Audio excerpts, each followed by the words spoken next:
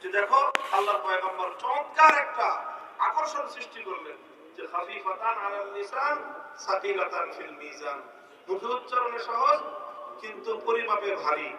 তো কোন জিনিস যদি এমন হয় যে পরিশ্রম কম লাভ বেশি, সেখানে যদি কাউরে বলা হয় যে খরচ কম মুনাফা বেশি, মানুষ আকৃষ্ট হবে।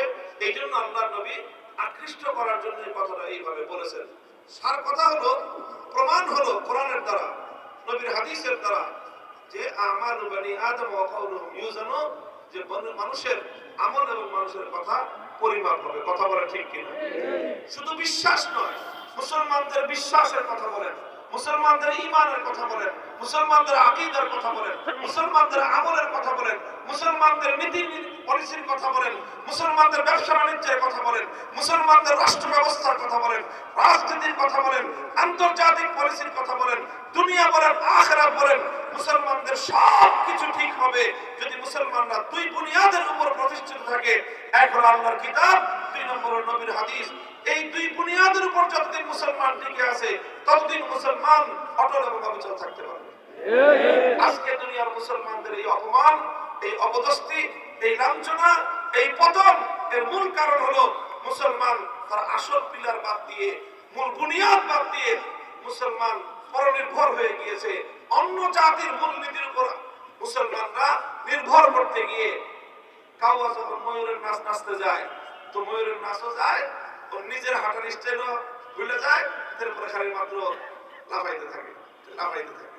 মুসলমানদের জাতির আজকে অবস্থা হয়েছে, খালি এক কাউয়ার কথা করেন না, পুরো মুসলমান জাতি আছে কাউয়ার মতো হয়ে গেছে।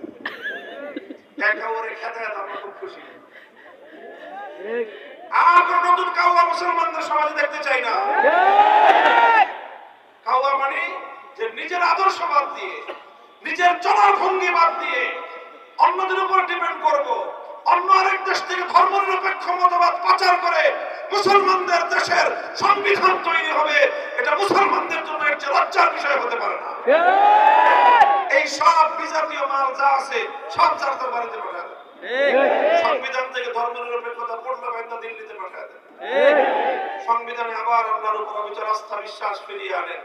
মুসলমানদের দেশে আইন করেন, কোরআন সুন্নাহ বিরোধী কোন আইন চলবে না, কোন নীতি চলবে না, কোন বিধি চলবে না। কোরআন এবং সুন্নাহর ভিত্তিতে মুসলিম জাতি পরিচালিত হবে। এই নীতির উপর যেই দিন আমরা আসতে পারবো, আল্লাহর কসম খেয়ে বলতে পারি সারা দুনিয়ার সামনে মাথা উঁচু করে দাঁড়াতে পারবো।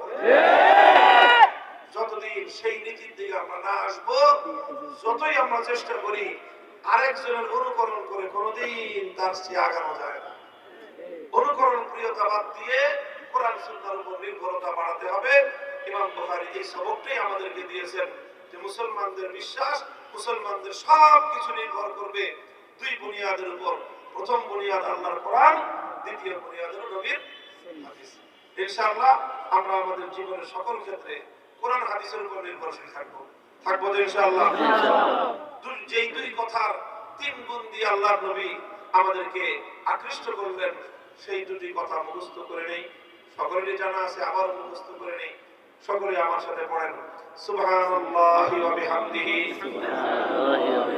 সুবহানাল্লাহিল আযীম, সুবহানাল্লাহি ওয়া বিহামদিহি,